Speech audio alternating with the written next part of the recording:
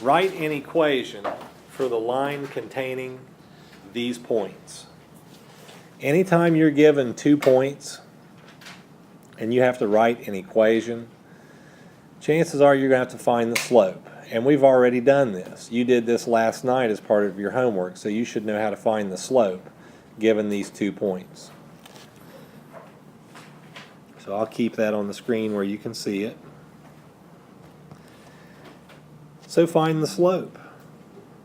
3/2 minus 1/2 over 2 minus 3, just like last night.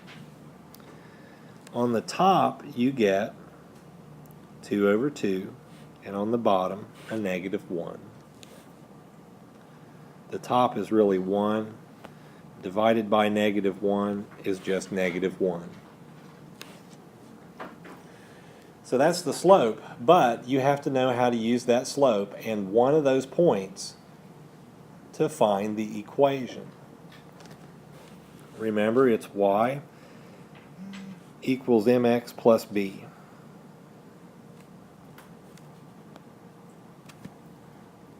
Now you get to choose which point you're going to use. It makes no difference which, because you'll still get the same answer if you do everything right. The slope is -1. You don't write -1 in a slope position. You just put negative sign and then the x plus b. That's a -1. Now choose whichever point you want. The first one or the second one. This or this. Whichever you think might be easier. I'm going to choose 3/1/2. And remember, that's xy. So you plug in those values into your equation. Y is 1/2. X is 3. And solve for the b, the y-intercept. Of course, on the right side, that's a -3. And you got to move that to the left-hand side. Make it +3. Now a half plus 3 is just 3/2. So there it is. But remember, that's not your final answer. You got to plug that back in there so you can create the equation. Y equals a -x plus 3/2. Or y equals a -x plus 7/2, which however you express the y-intercept. We know the slope is 2/3. We know that x is 6. And we know the y is 9. So we just have to solve for the b. So that gives us 9 equals 12 over 3. And 12 over 3 is the same as 4. So we have to move the 4 to the left, change the sign, and come up with an answer of 5 for b. And plug that back in to get y equals 2/3 x plus 5. Write the equations in slope-intercept form for the line that contains the given point and is parallel A and then perpendicular B to the given line. So what you're doing is this in general. And I'll write this off to the side and still keep this on the screen so you can look at it. In general, what you're doing is this.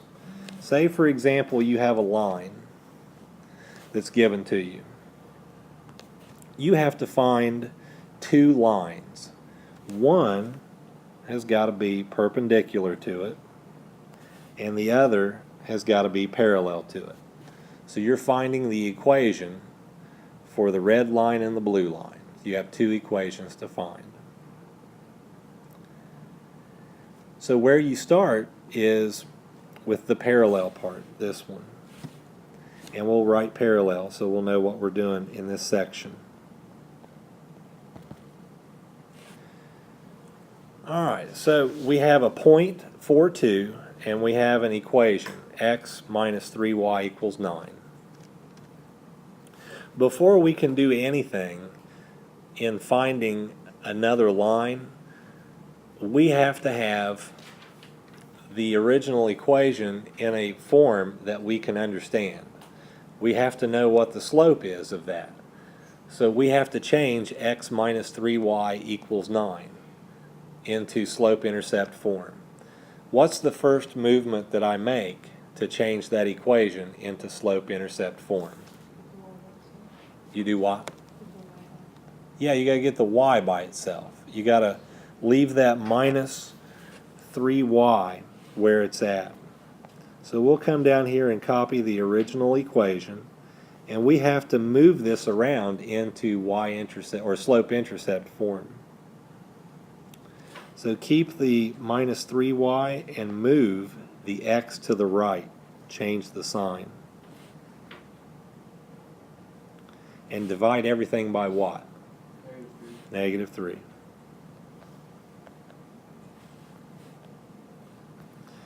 Okay, so these cancel out. Double negative, that's a 1/3. And 9 divided by negative 3 is just minus 3. So all we did there is change the original equation into slope-intercept form. What is the slope of the original equation? This is the original equation, and we just changed it to this. It's the same thing. We changed it so we could easily find the slope.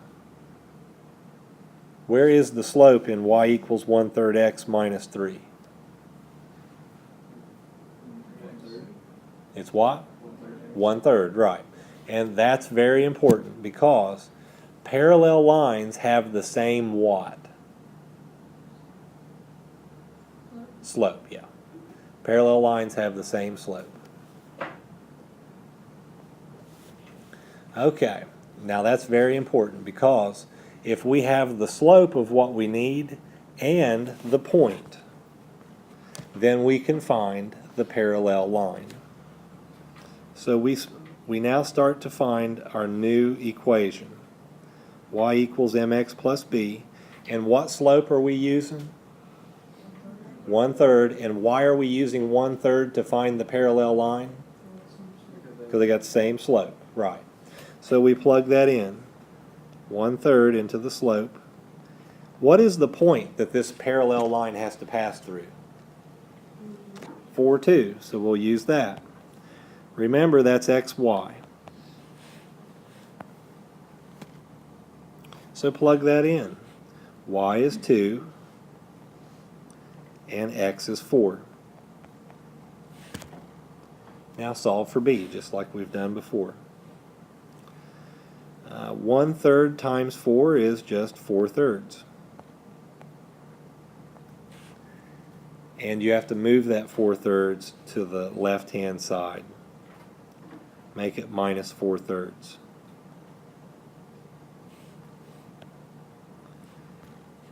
A common denominator, 2 minus 4/3, you can rewrite that with a common denominator of 3 as 6/3 minus 4/3.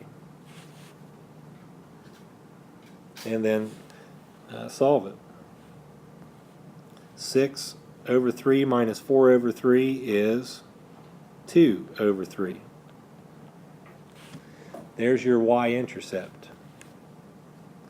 And you have to put it back in right there. So y equals 1/3 x plus 2/3. That's your first answer, and that is for the line that's parallel. That's not an 11, that's the parallel symbol. So now we have to do the perpendicular line. So let's go back and look at the original equation that we changed. It's back up here in this spot there. Its slope is what? 1/3. What is the slope of the perpendicular line? That's right. You flip the fraction, change the sign. So it's -3 that we have to use. So we'll come down here and put in y equals -3x plus b. We're putting in our slope. What is the point that this has to go through? 4, 2. So we will put in 4, 2 here. And remember, that's x, y. So just plug that information in. Y is 2, and x is 4. Now solve for it. Negative 3 times 4 is negative 12. And you have to move the negative 12 to the left, change the sign, and come up with a 14 for B. But don't forget, you have to put that right here to get your equation. Y equals negative 3x plus 14. Parallel lines have the same slope. Perpendicular lines, what's the relation between the slopes? Do you remember? Well, they do create a 90-degree angle, but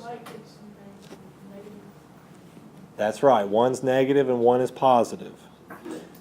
There's a name for it that starts with an R. Reciprocal, and then another word that starts with an N. Nope, something reciprocal, and that first something starts with an N. N-E-G, negative reciprocal, yes. So it's got to be a negative reciprocal.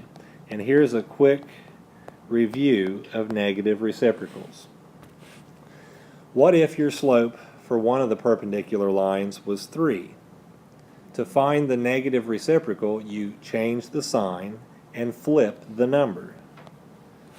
Those two slopes are perpendicular. If I had a negative 2/3 for a slope, I would change the sign and flip the fraction. If I had a 1/2 for a slope, I would change the sign, flip the fraction. So it's a negative reciprocal.